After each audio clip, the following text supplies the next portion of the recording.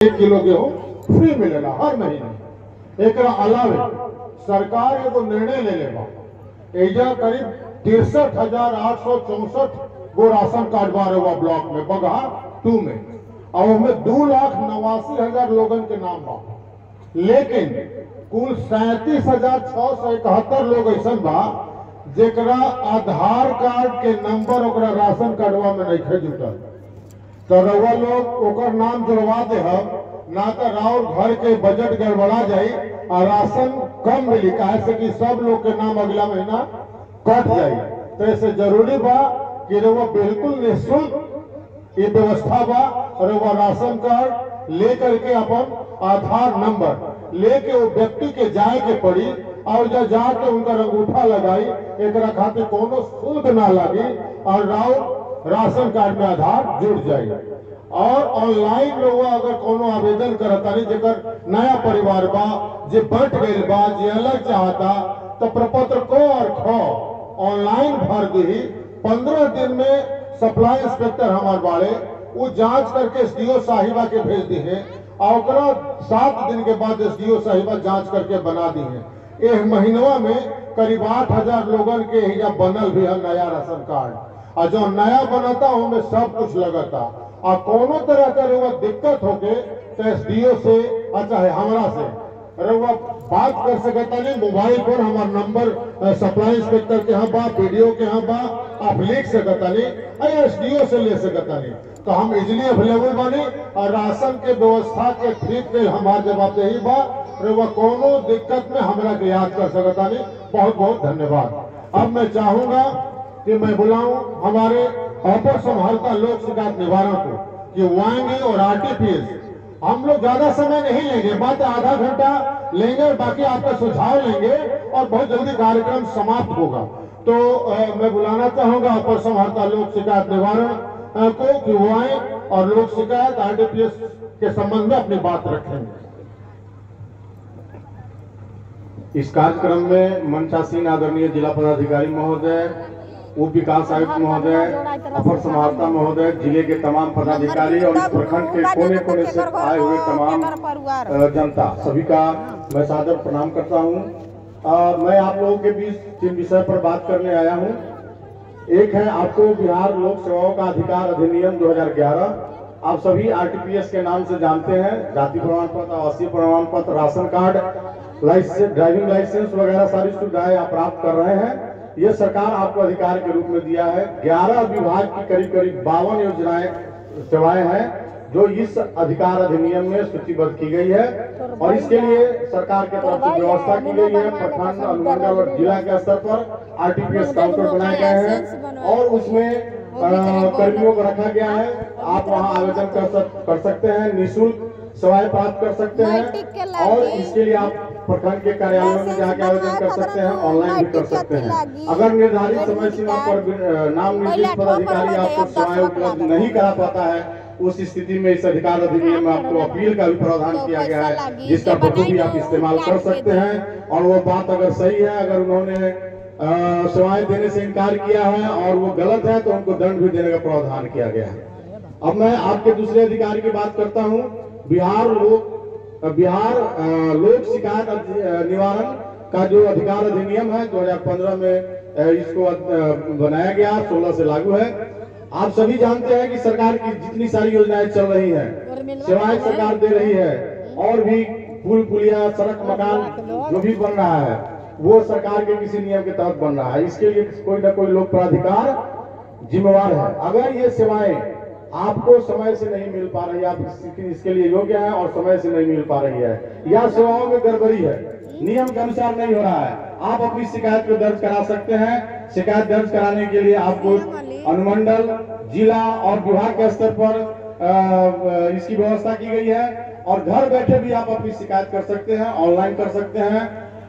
Toll free number पर आप अपना रजिस्टर करा सकते हैं, डाक से भेज सकते हैं। जैसे ही आप इसको आप रजिस्टर कराते हैं, अपनी शिकायत को दर्ज कराते हैं, वैसे ही आपको एक सुनवाई की तिथि मिलती है। उस तिथि में आपको और आपके सामने जो लोग प्राधिकार है उनको बुलाया जाता है, आमने सामने बैठाकर आपकी बातों को सुनकर और आपकी शिकायतों का निपटारा कर दिया जाता है। उस शिकायत का निपटारा करने में जो आदेश आपको मिलता है वो आपको उसकी प्रति उपलब्ध कराई जाती है। अगर आप उससे दुखी हैं तो आप अपील कर सकते हैं। इसके लिए भी प्रोविजन है, आपको जिला में है, कमिश्नरी में है, विभाग के स्तर पर भी है। तो इस तरह से आप अपने अधिकार का इस्तेमाल कर सकते हैं। सही शिकायत के लिए ये बहुत वरदान है, लेकिन गलत शिकायत के लिए, किसी को फंसाने के लिए, किसी को कष्ट करने के लिए इस अधिकार का उपयोग नहीं करें तो ज्यादा अच्छा होगा, समय बचेगा सभी का। अब मैं जो तीसरा बिंदु मेरे लिए है वो है आपदा प्रबंधन। आप सभी जानते हैं हर आदमी का जीवन महत्वपूर्ण होता है और एक सोच से जिंदगी बदल जाती है और आपकी सावधानियों से किसी की जान बच जाती है।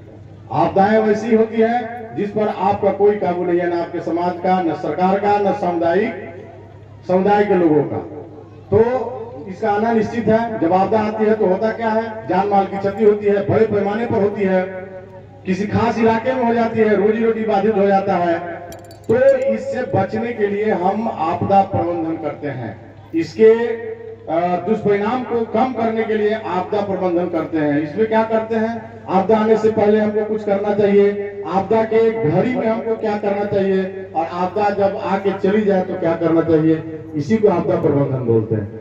उदाहरण के तौर पर आपको बता दें, जैसे आप सड़क पर निकलते हैं, सड़क की दुर्घटनाएं न हो, उसमें किसी का जान माल नहीं जाए, इसके लिए जरूरी है कि आप घर से जब भी निकले हेलमेट जरूर लगाएं।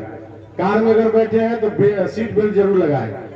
गाड़ी का चक्का, हवा, ये सब जरूर देख ले, ब्रेक देख ले। नशा करके तो गाड़ी एकदम मत चलाएं, और आप मोबाइल चलाते हुए भी गाड़ी नहीं चलाएं, और जो यातायात का नियम है उसका पालन करें, तो दुर्घटनाएं कम होंगी, आपका जान बचेगा। अपने बच्चों को भी इस सब बातों की जानकारी देते रहना चाहिए, टोकते रहना चाहिए। अब आग लगने की घटनाएं गांव देहात में ज्यादा होती है।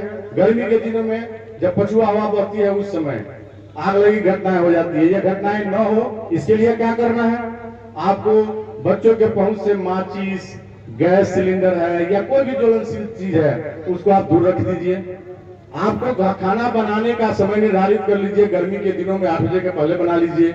जब खाना बना रहे होते हैं उस समय माताएं बहनों से मेरा आग्रह होगा कि आप बाल्टी में पानी रख लें और खाना बना लें, तो आग को बुझा दें। सुनिश्चित हो कि आग बुझ गया तब आप घर छोड़ें। बच्चों को भी इस सब चीजों की जानकारी देनी चाहिए। अगर गैस सिलेंडर का इस्तेमाल कर रहे हैं तो पाइप पुराना नहीं हो, लीक नहीं हो, इस सब पर ध्यान देंगे, करना चाहिए। जब आग लग जाए तो क्या करेंगे, सबसे पहले अगर सुरक्षित निकल सकते हैं तो निकल जाइए, भाग जाइए, और बाहर जाके 101 पर डायल कर दीजिए, आपको सुरक्षा के लिए लोग वहां आ जाएगा। और अगर घिर गए घर में, तो आप जिस घर में घिर गए हैं उस दरवाजे को बंद कर लीजिए, खिड़की बंद कर दीजिए, और जो धुआं आने का उसमें जो भी रास्ता होगा उसको गीला कपड़ा से बंद कर दीजिए। अपना मुंह गीला कपड़ा से ढक लीजिए, झुक के बैठ जाइए, और सहायता के लिए कुछ संकेत अगर दे सकते हैं जरूर दीजिए। तब तक आपको, आपके समाज के लोग आपको हेल्प करने के लिए वहां पहुंच जाएंगे, जिंदगी बच जाएगी। माल मवेशी जो भी है बंधा हुआ उसका रस्सी काट दीजिए, वो अपने भाग जाएगा। तो आग से के दौरान अगर शहर में रहते हैं तो लिफ्ट का इस्तेमाल मत करिए, सीढ़ी से उतरिए और कूद के मत भागिए कहीं भी, उसमें ज्यादा खतरा होता है। सुरक्षित निकल सकते हैं तो भागिए, अदरवाइज जहां है वहीं कुछ व्यवस्था है उसका इस्तेमाल करिएगा, समय मिल जाएगा। अब आपको पता है बाढ़ के समय में आप बाढ़ प्रवण इलाके में रहते हैं, बाढ़ आने के पहले एक तो है कि घर जब बनाते हैं तो निश्चित हो लीजिए कि बाढ़ वाला इलाका नहीं होना चाहिए, निचला इलाका नहीं होना चाहिए। घर जिंदगी में आदमी एक बार बनाता है, और उसके पहले कि बाहर आना ही है तो वैल्यूएबल्स को अपना जो भी है, गहना गुड़िया है, किताब है, जमीन का दस्तावेज है, आधार कार्ड है, राशन कार्ड है, सबको आप सुरक्षित बांध लीजिए और उसको अपने घर के ऊपर माले पर रख दीजिए। कुछ नहीं है, आपके घर के अंदर अगल बगल में पेड़ है उस हाथे तो उसमें ही टांग दीजिएगा, सुरक्षित बचा रहेगा, भीगेगा नहीं। और आप व्यवस्था कर लीजिए, राशन पानी का व्यवस्था कर लीजिए, आलू का व्यवस्था, प्याज का व्यवस्था, माचिस रख लीजिए, कुछ बैटरी रख लीजिए, कुछ दवाइयां रख लीजिए, ताकि आपको इमरजेंसी में उसका काम आएगा। और जब पानी आ जाए, बाढ़ आ जाए, तब क्या करना चाहिए, आपको चलते पानी में नहीं चलना चाहिए। करंट ज्यादा हो तो उसको मत पार करिए। नदी में ज्यादा पानी चल रही है, करंट ज्यादा तेज है, तो आप नाव का इस्तेमाल मत करिए। अपने बच्चों को पानी में खेलने से रोकिए। रोड डूबा हुआ है, पानी से गाड़ी मत चलाइए। बिजली का पोल, तार, खंभा, पोल से दूर रहिए, करंट आ सकता है। अगर बिजली का तार गिर गया तो और दूर रहिए।